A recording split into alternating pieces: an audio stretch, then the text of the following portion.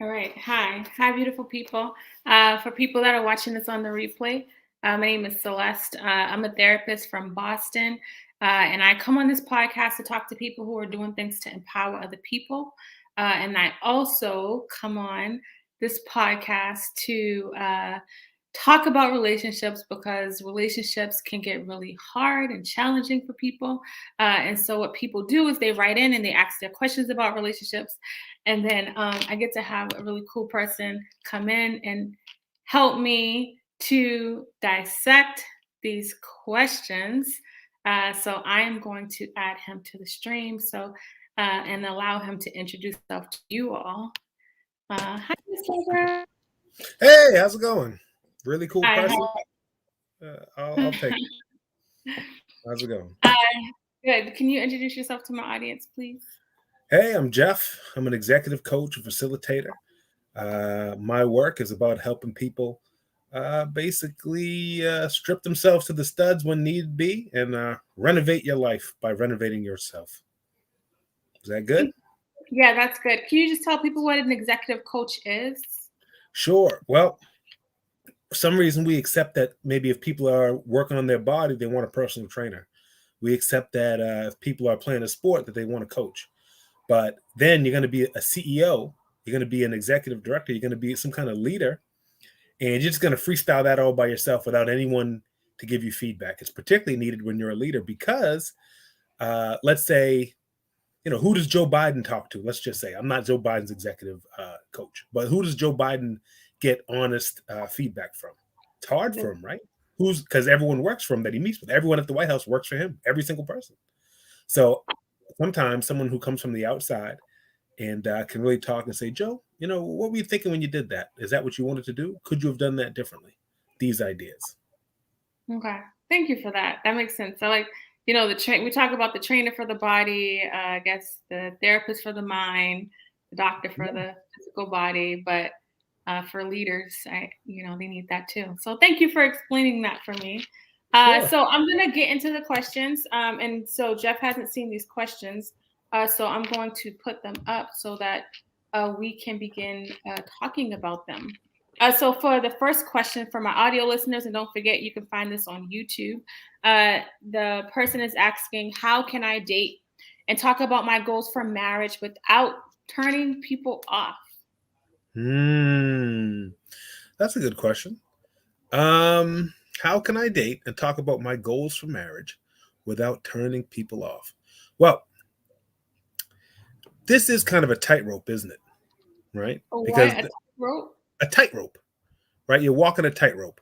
Because on one hand, uh, if I were to talk to this person, I bet you they would say that they've dated people, and I'm going to give bunny ears, wasted time with people who ended up saying, "Oh, I don't want anything serious," so forth and so on.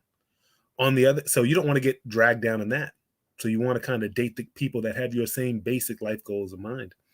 But on the other hand, any reasonable person, or I won't say any, but most reasonable people, no matter how good the first date's going, if I say, "Oh my God, Celeste," every time I look at you, all I can think about is how pretty our babies are going to be. They're going to be so cute. And what do you for my wedding? For the wedding, do you want it to be like 1,000 people or 2,000? Like, yikes, run, right? So you got to find the time to introduce it in the same way that I think you find the time to introduce other things. Like you don't have sex the minute you meet somebody, but rare is the person that's necessarily going to wait till marriage. There's somewhere in the middle, right? So for me, first you get to know whether you know what it's almost like. It's like talking about a promotion at a job interview. I'm here to interview for a coordinator position, but I'm already talking about what I'm going to do when I'm the director of finance. Like, maybe wait a little while. Let's take it one step at a time, but make it clear I have a track. I don't. I am somebody who values marriage and expects to be married one day. Hmm. What do you think about that, Celeste? Is that I kind of like valid? it. No, I like the analogy with the job interview because you may aspire more. And it's not like you're neglecting yourself on like the first date or when you start dating, but making sure you're not, because it can feel scary to somebody that may not know where they are yet. So getting to know someone is like, I think, It just takes time, and I think it can be a turn off if it's like what you said, kind of like, oh, our kids are gonna look good together and all this other stuff, and like, whoa, whoa, whoa, like I don't even know your middle name. That's a good one, right? Exactly. Wait, can I get your middle name first? So it makes a lot of sense. I like that. That was good. Yeah, I think you slowly, because it's a dance. There's a concept we may have talked about on here before, maybe not, but reciprocal altruism. Okay, or just so you can look up what reciprocal altruism is, but basically, it's the idea of like, don't no one gets too ahead of anyone else. So I we kind of know what this is. So me and Celeste, let's just say we're becoming, even if you're just becoming friends, one person shouldn't be doing all the first texting, right? That's not usually how it works ideally. Celeste texts me a meme, I text her a meme. She says, let's go out to coffee. I say yes. The next time I suggest, oh, next time we should go to the museum. And what it is no one's getting too far ahead. Everyone's showing, I like what's happening here, and I want to take one more step rather than one person doing all the chasing or whatever it is. So at a certain point, you got to get like a little bit of that altruistic kind of reciprocation going back and forth before you launch into like getting 10 steps ahead. They've called you once, you've called them 10 times and talked to them about marrying them. Right? And you That might doesn't not work. even know if you really want to marry the person once you get to know them either. That's one of the reasons why it's a turnoff, I think, is because it feels, I'm not calling you this writer, but you understand how it might feel desperate to talk about this big step when really you're supposed to be kind of getting to know each other. But yet in the abstract, you're saying, but I do want to be married. I do wonder if this person is a prospective mate, but I don't wonder if I want to be married or not. That I know. So you can kind of introduce that without saying, just so you know, this date is a marriage interview. It's rather just saying, I imagine myself, getting married, just like some people might imagine retiring. Some people might imagine working the rest of their life. Some people might imagine staying in their hometown. Other people might imagine moving to Thailand. But it's not like, well, if I like you, then the next thing I'm going to do is hound you about when we move to Thailand. Great point. Great There you point. go. I'm gonna just answer this question. So, someone on YouTube is asking me how am I doing with your week, including the day, mentally, physically, and spiritually. A mental health check-in. Thank you, G Money Stacks. I'm doing great. I'm doing great mentally, physically, and spiritually. So I appreciate you for checking in with me about that. That was really nice of you to do that. And I guess it's just fuck Jeff. All right. Thank you, G Money Stacks. Jeff, how are you doing mentally? Nope, it's too late. I'll just go die. How about that? I'm just gonna go die because G Money Stacks don't give a damn how I feel. Well, thank you. This Jeff, how are you podcast is doing? over. Well, Delete. are you mentally, physically, and spiritually? How are you doing? Uh, I don't know if everything's great, but everything is going up. Right? Okay. Everything. I don't know what floor the elevator's on, but it's going up, and that's how Oh, I so try. you're still moving. You don't feel stagnant. No, not at all. Okay, nice. That's But good. no thanks to G Money Stacks. G Money Stacks did not contribute to my feeling at all. So thank you for that. Okay, let's go to the next question. So my coworker is asking me about being my friend on Instagram. I kind of blew off the question, but how do I tell her no? I want to separate my private life from my work life and don't want to come off harsh. Side note, Miss P Love says she doesn't have a question, but she hopes we're both doing okay. Okay, well, thank you for treating us, but you didn't mention me by name the way G Money No. Stacks mentioned us. Oh no, but Miss P Love knows you, so she always comes in here. But she wants you to know that she hopes you're okay. Thank you, Miss P Love. I like how you treated me like a human being. That felt good. Thank you. Okay, let's answer the question. All right. So my coworkers asked me about. So here's something that's already kind of unusual, and sometimes this might be a little bit of a. It could be cultural. There's a lot of things, but so my coworkers asking me about being my friend on Instagram. I blew off the question, but how do I tell her no? So think about this. Usually, if you friend request somebody, or you try to follow them or whatever it is, that's what Instagram really has following. It doesn't have friends. right? But if someone's page is private, you can say, no, you cannot follow me. So usually the way it would go is I just go to follow. If Celeste's page is private, I request to follow her, and then she approves it. If she does not approve it, I then usually don't go to her and say, hey, you're going to approve my follow request on Instagram? I would say most people just eat that. Do you think that's true, Celeste? Or do you think most people will confront you? They'll eat that. This person might be a little bit person centered, uh, more worried about someone's emotions. And I don't think we're used to getting assertive answers here in America. I think we sugarcoat too much at times. But I think you're right. Most people will be like, okay, or people just be like, yeah, yeah, okay, but never accept the request. Yeah, that's true. That's true. So it's already a little, this makes me think a little bit, I don't know, but the coworker, the person who's requesting and being denied, they might be a little kind of awkward, which makes sense why it's even like if I'm going to let someone from work rock with me and see my private life and see me when I call out sick, but really I'm at the beach. If I'm going to let that be someone, it might not be this friend. But okay, that's a Jeff Reed that may or may not be true. I want to separate my private life from my work life. I think that is, while some people, I can't promise you that the coworker will take that well. I think that concept is well understood. I think that's so. For example, if you were in the grocery store and you walked by them without saying a word, and then at work you would say, "Oh, sorry, I keep my private life and work life separate." That'd be crazy. You'd be like, "Damn, I hear you, but that's crazy." But to say basically, I only let people follow my Instagram who are personal friends and not work colleagues. I get that that's awkward to say it, and they kind of forced your hand by bringing it up. But I think you can legitimately say that. You have to be a little more assertive and direct, the way that Celeste motion that many people aren't willing to do. But if they bring it up again, you'd say, "Well, the truth is, I don't. I thought about it, but I can't do it because I always told myself I was going to keep work life and social media separate. It just makes me feel comfortable. That's where I'm comfortable." Okay, so what do you think about that, Celeste? I like that. I do. I like that. And you can't control how people are going to feel about what you need. So that's something to just think about in general, because probably a common struggle that you may have when it comes to delivering having your needs met.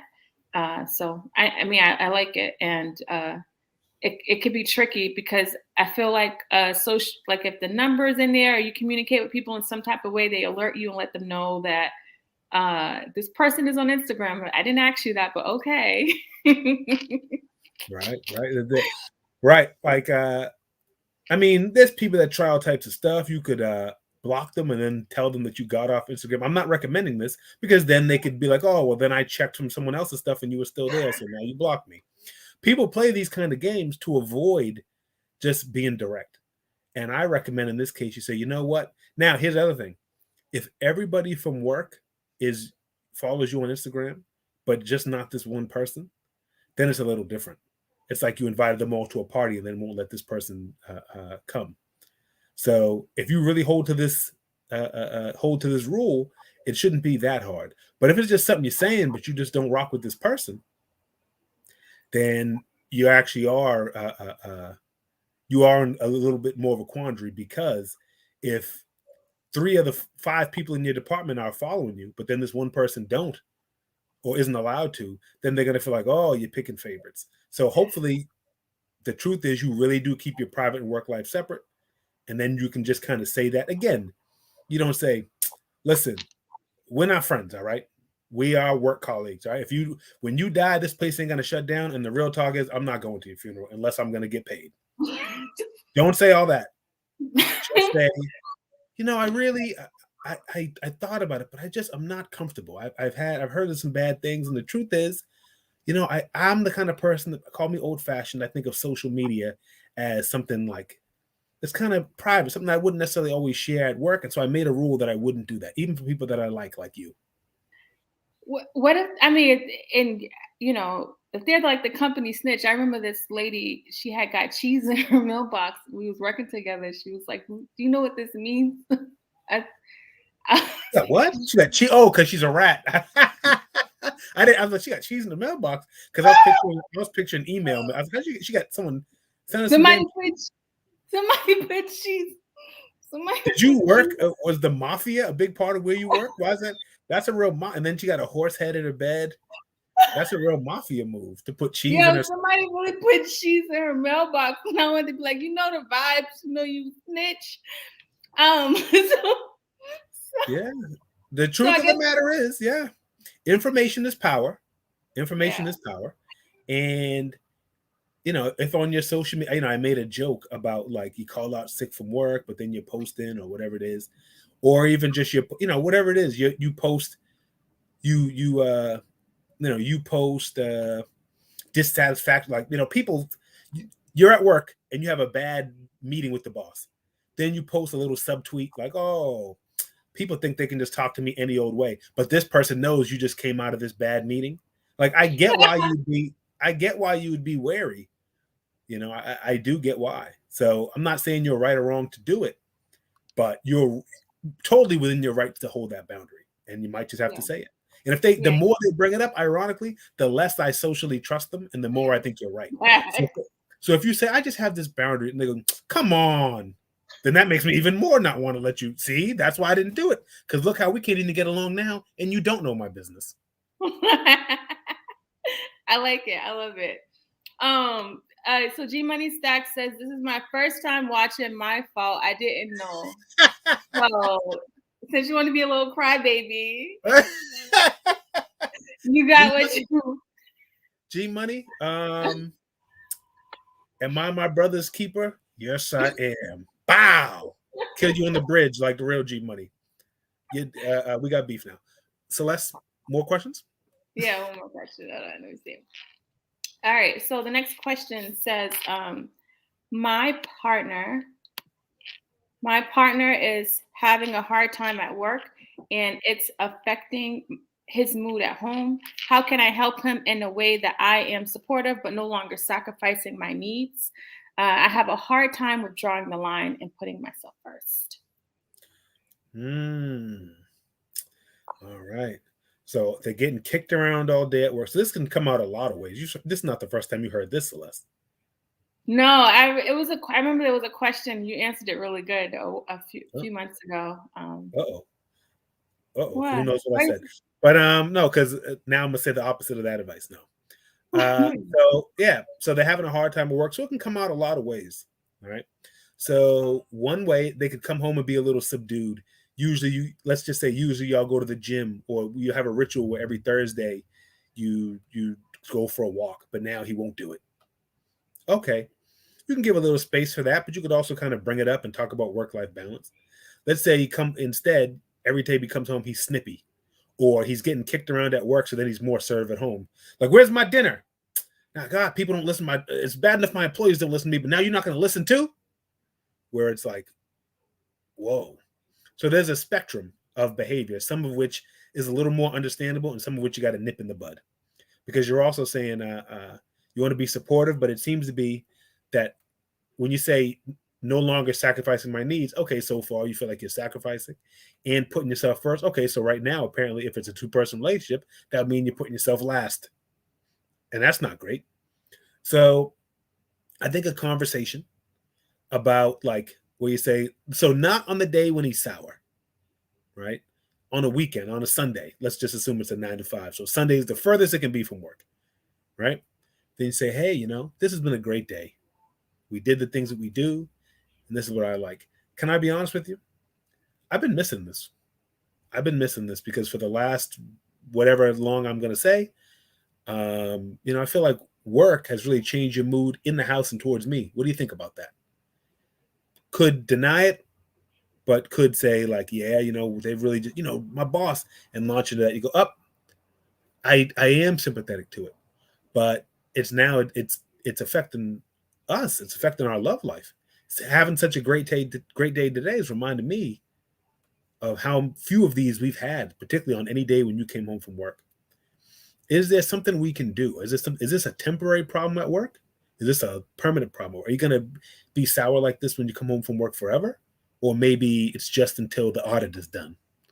And kind of figure out, basically, get Ideally, he will acknowledge that there's an issue, but also you're trying to get to like, what are we going to do about it?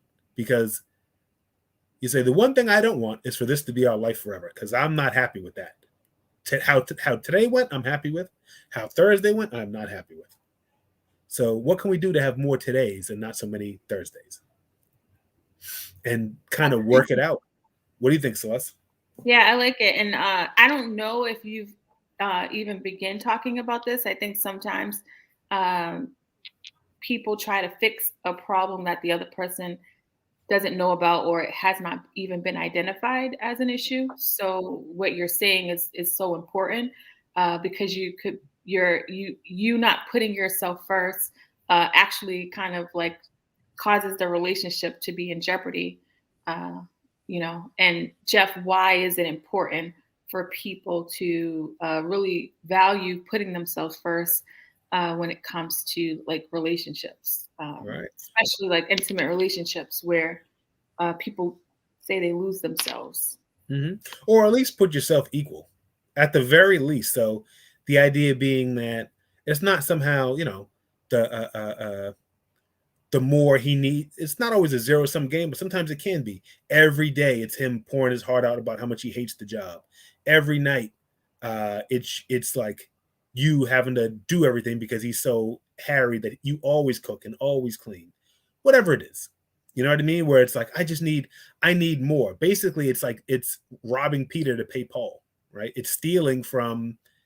He's past his limit of what he can handle, so now he has to steal some from you, and it's running a deficit. And now you're going to run a deficit, because then where are you going to kind of refuel and reload?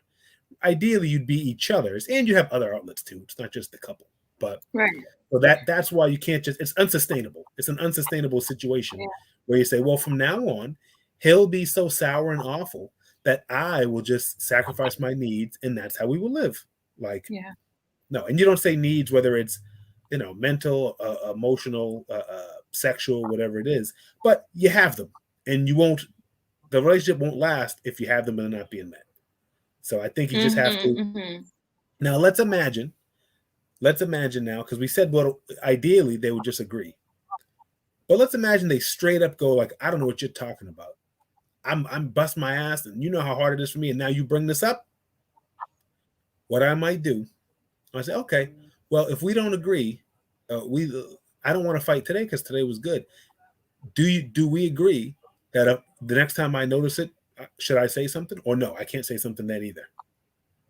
And then that kind of determines, because if he says no, you can't talk about it, okay, we can never talk about this, then you got to start thinking, maybe can this even work?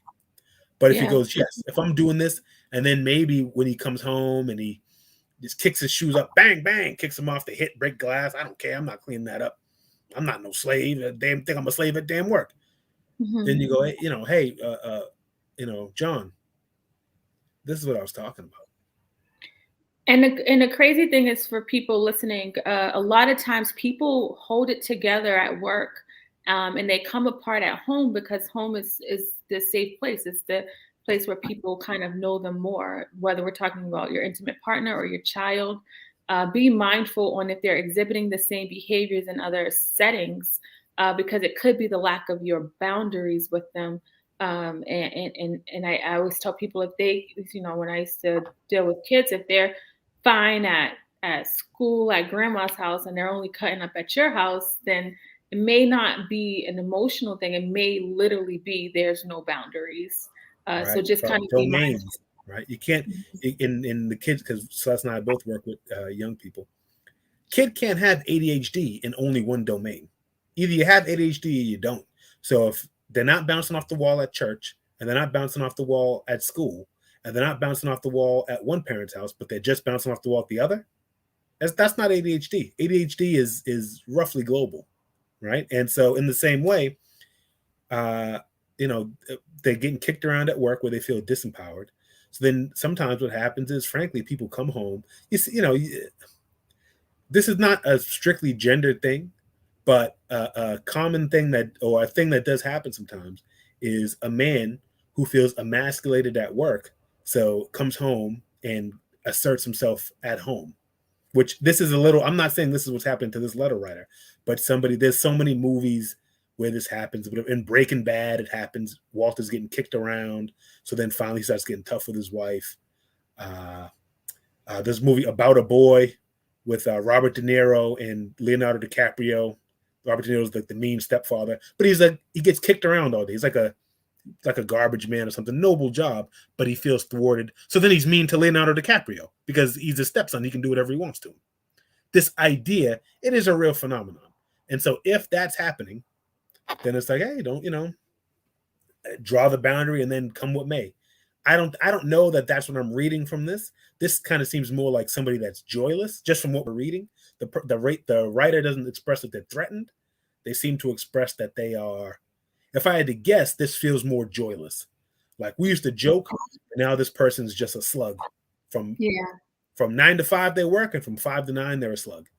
But it could be any of those. So the fact is, you try to bring it up, see if they're willing to acknowledge it. If they are, what's our plan? If they're not, can I bring it up when you do it? When they do it, now you see what's our plan. And if at a certain point, it's either we do better on this or I pull the plug. I don't agree to sacrifice my needs in perpetuity. I don't agree. So there you go. That's good. I like it. So at the end of the show, I want to dissect the question. So I'm going to share my screen for people that are watching this on audio. There is a picture of a house that is built up on like crates. And it says, when you try to build a relationship on sex, looks, and convenience. The thing I want you to help us to understand is, what are some ways to build a solid relationship for people that are, because I think that a lot of people are looking for a relationship, and then it ends up being built this way. The picture that we see with the crates and the house, and over time, the hurricane comes and it gets knocked down, and I don't think people kind of understand that. Right. Well, right. So in this meme, this is when they add. Sometimes they jack up a house to add a second floor. They do it instead of building on top, they build under it, which is kind of funny. I've seen this in the last year. I was baffled by it, but yeah, that's what they do. So the idea is, you got to start with do that again. So this is a real thing. They lift it up to build another floor. Yeah, sometimes instead of building a second floor, you build the first floor and make the house the second floor. Oh, I did not know that. I was in Vermont and I saw them doing that, and I was like, it looked crazy. It looked just like this. It's crazy. It's crazy that they do that, but they do.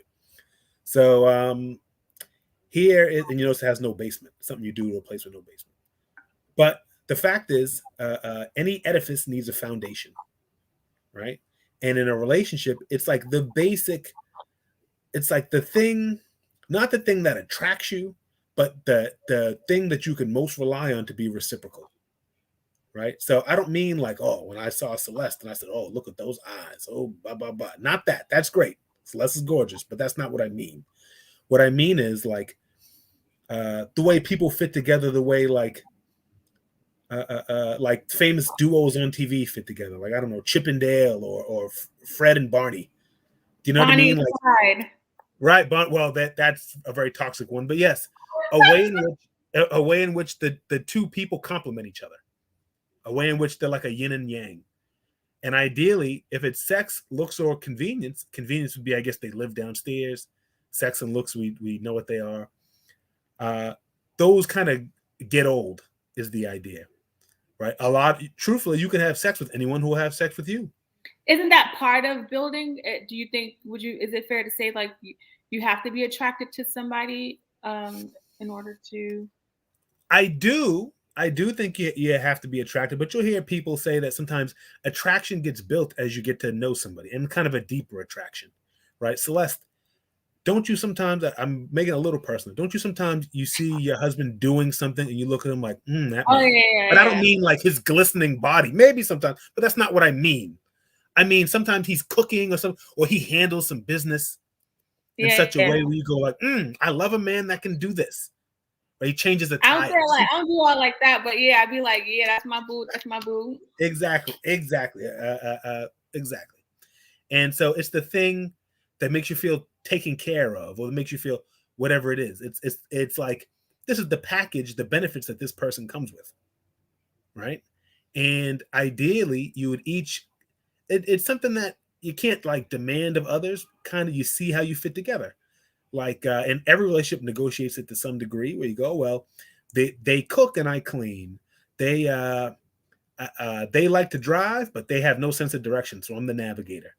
We like the little ways where you're like a good team. And ideally, you would kind of develop those, and you fall into patterns. And if you have a bunch of them, then it starts to feel like, what would I do without this person, right? And sex is good, meaning if they're a good navigator, but you hate sex with them, well, that's probably not going to work.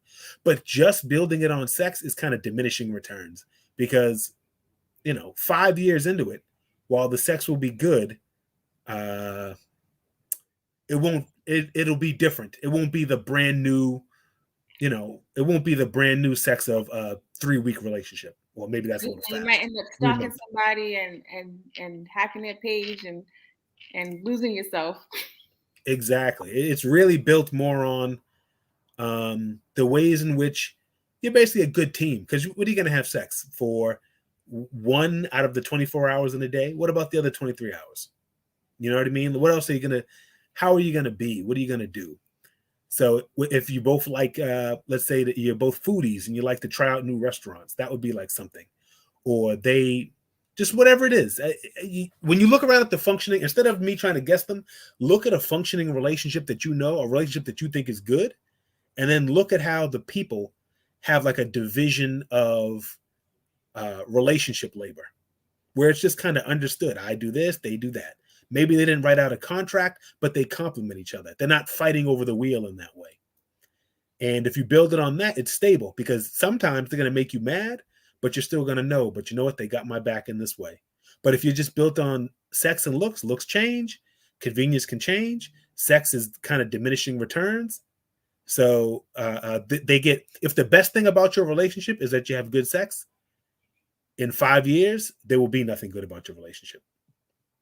They can still have good sex.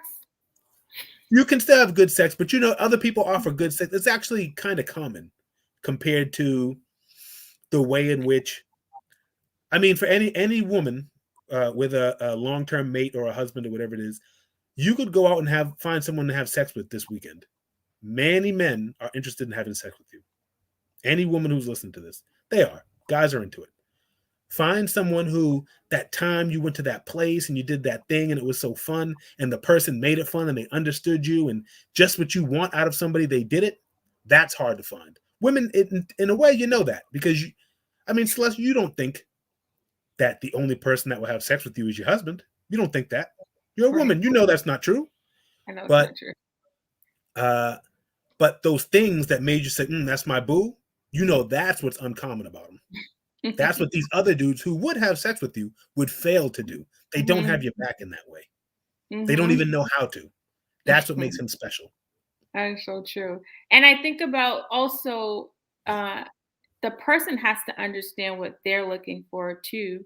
Because it's like, how do I build a solid foundation? You have to really understand what is it, like your values, your goals. It cannot just be, I want to be in a relationship. You have to think a little bit deeper about what you're looking for. Because a lot of times I think that's how the settlement happens with the sex, looks, and convenience, is because you're not really clear on what it is that you want. And everybody's like needs, wants, and goals are going to look different. It's not all uniformed. And until you sit with yourself, you won't realize that. Right. Well, that's what the love languages. That's not a Mhm. perfect paradigm, but that's what it tries to solve. It tries to say, like, what are the things where when you kind of give and get them, you feel best. So it'll be like, oh, my love language is gestures, or my love language is touch, or whatever it is. Some people, they say this, we just love to cuddle. And when we watch TV, we watch it on the love seat all over each other. And for some people, one person wouldn't like that, doesn't like it. Man, I need my space. There's nothing wrong with that, but that's not complimentary, right? Or like it's like gestures. If you love gestures and then you get with somebody who's just not a gestures person, you're gonna feel empty a lot. Even if the sex is good, the it's not mostly gonna be sex. It's like, oh well, I like that, my favorite boyfriend who moved away, he would make coffee in the morning and he knew just how I liked my coffee. He didn't always say I loved you, but damn, I knew he loved me when he brought me that coffee. And then other because you might be a gestures person. So then you'll fit best with somebody who does that too. Or as at the Mhm. very least, once they learn that about you, they're willing to accommodate it. It's not Right. most people. It's not most people. Most people you'll find are just like most keys don't fit in most locks. It's kind of that same way. Like most people won't love you the way you want to be loved. So building a relationship is slowly finding out how many of these, basically, how many of these habits and acts does this person kind of have. You can communicate and try to bring them out, but frankly, more people won't fit than will, which is why more people struggle to Mhm. find a relationship than easily find the love of their life the first person they talk to. Yeah, that's true. And this is a really good point on Facebook. A lot of people are scared to express their true thoughts and feelings early in a relationship. And so they run with it, hoping later in relationships things will change. Right? They'll hope that things get better without even recognizing that. That's so true. I think that's true. I think another big one that's true. People can't imagine that others are so different. And so they just know, this is why I always say no implicit contracts. They just know that what it means to be a good spouse is to make coffee in the morning. So then when you say, do you want to be a good spouse? They go, oh, hell yeah. You go, great. They're going to make me coffee. That's not what they said. They don't know that you want that. And that might not be their way. They don't like coffee. They don't like getting up early. Do you know what I mean? So it's rather than these implicit ideas of like a common one is like, oh, well, a good woman wouldn't dress like that, or a good woman wouldn't go out. Good women, once you're in a relationship, my mother never went nowhere. She stayed her ass in the house. She barely got dressed. She just wore slippers all day, like the mother from Tom and Jerry, right? Like maybe other people have different ideas of what's a good woman. So rather than just Uh-huh. putting that on somebody, you got to talk it out. And what you'll Yeah. find a lot of times is people don't agree with you. Yeah. And so Yeah. it's a little bit of a negotiation, but it's a lot of a revealing because people aren't going to change too much to be with you, nor should they. Mhm. Mhm. I like it. That's good. Uh, Thank you so much for this. Thank you for having me. Your candor and your mindset is extremely dope. I love it a lot. I mean, that's why I have you on the show. I thank you. But I do want the last check bounced. So I need you if you want my continued participation, then I need to be paid in cash up front from now on. I hate him and love Nope. him at the same time. Our relationship is deteriorating. No, thank you so much um, for having me, Celeste, as can always. I you just need wrap this up for me in a nice, neat little package and tell me, shut up. to. Can you wrap this up for me? And just kind of give my audience something to hold on to because we're this is episode 327 and every time I just want people to come away with some good nuggets and I think that a lot of the questions were really good. But wrap this up for me, Sure. guest. So if you want a solution focused way, solution focus is the tent pole of my practice. If you want a solution focused way, we talked about trying to figure out what it is that you want and what it is you bring. You could try to make a list of all the things, even if there's some old mate that you hated, whatever it is. Just try to go through your old relationships that lasted for more than a day and write down what worked about them, and that might give you some insight into like who worked with you because you went on other dates with people or whatever that didn't work at all. And yet some people you had a boyfriend or a girlfriend for 2 years and perhaps it didn't work out in the end. Maybe you hate their guts now. That's fine. But what worked in those 2 years? And if it was, I keep on saying the coffee one, but you get the idea. The things about that relationship that you say, like, now that worked. And you might find that those things have something in common. Like, for example, well, what all these have in common is they were all gestures, or they were all things that people did that let me know that they were thinking about me. And then you'll slowly know, oh, that's what I like. That's what sustains me. That's what nourishes me in a relationship. And then if you have that list of things, I'm not saying you put it up on Craigslist and start demanding someone meet them. I just mean you'll know when you meet somebody, you'll be able to use your intellect and say, uh, uh, as you date them or whatever it is, okay, they're behaving and doing the things that that work for me. And if they're not doing any of those things, it's kind of a clue that doesn't work. And if you can't find if you don't have anything from any relationship, then you really got some work to do. You might not be time for you to be in a relationship, or it tells you if there's nothing that ever worked. If the list is blank, then it kind of tells you that you got some work to do, right? Some work on yourself, because I assume this is probably wrong. I assume the people that listen to this show are not necessarily 15. They could. There's no reason why they're not, but I assume they're adults. So you've had time. So if you never had a relationship that had any aspect of it that worked, that might be something to look at. Might be time to go to a therapist if you're not already, and try to explore that. Yeah, and spend time with yourself. I think when people like struggle with spending time with themselves, they're gonna have a hard time. What somebody who's gonna want to spend time with you if you don't want to spend time by yourself. So Exactly. yeah, Exactly.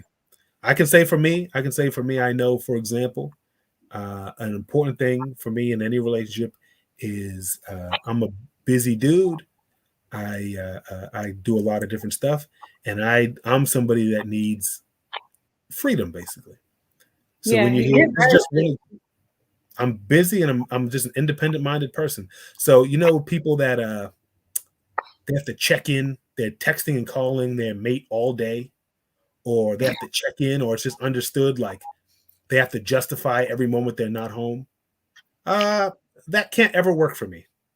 It won't ever be my way. So I know that about myself. So if they need a reassurance every 90 minutes that I'm still alive, it's not going to work. I've never done this. Call me when you get home. Let me know you're safe. I don't call. When I'm not here, I'm not here. You have to trust that I didn't die.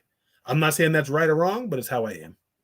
Oh, and We so all have, yeah, that's we true. all You have are. stuff like that. We So do. whatever it is, you kind of reverse engineer it from what went well in your life, and you have some insight into what works for you going forward. That's good. Yeah, Jeff definitely he texted me back like 48 hours later. I usually have to wait. That's how busy he is. I don't want to be like you when I grow up. Oh, well, All thank you for right. having me on your world famous show. Bye. Thank you all so much for listening to this podcast. I gotta delete this thing on YouTube. Thank you all so much for listening to this podcast. I appreciate you. I'm gonna drop the audio today. So if you listen to me on audio podcasting, you'll be able to hear it and share it with somebody that you love. Thank you all so much, and I will talk to